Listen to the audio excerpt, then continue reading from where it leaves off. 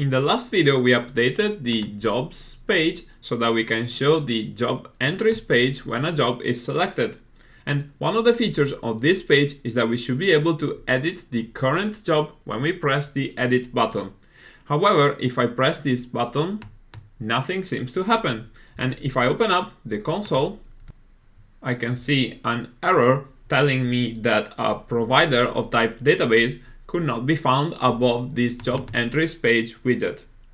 And the reason this is happening is that when we press on the edit button, then we call EditJobPage.show, and this method tries to get the database object from the context of job entries page. However, there is no provider of database above this widget because that provider is down here as the parent of the jobs page. So we can't get the database from the job entries page context when creating the edit job page. However, if we check how the job entries page is created, we can see this static show method which tries to get the database using this context, which is the context of the jobs page. And this is used to store the database as an instance variable.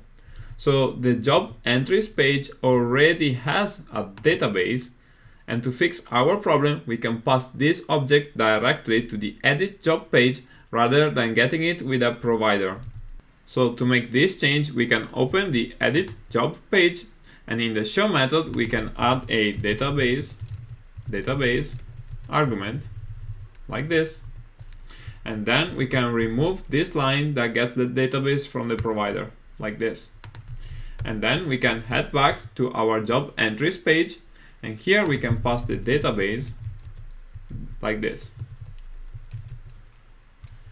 And now we can hot reload, and at this stage, if we try to press on the edit button, we can see that the edit job page appears correctly. Next, we can head over to the jobs page, and here we have the build method with the code to create the edit job page when we add a new job. And here we need to remember to pass in the database as well. So I can add a database argument, and to do that I can just copy this code and pass a provider of database with context like this.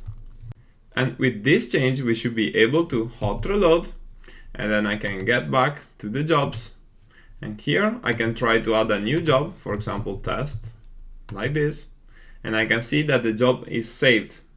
So this confirms that adding new jobs still works. Okay, so let me delete this test job, and I have now tested that the edit job page is configured correctly. In summary, we had a problem when trying to use provider and not finding the database object that we needed. And we have encountered this problem before.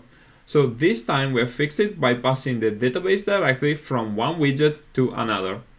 Okay, so let's continue on the next video.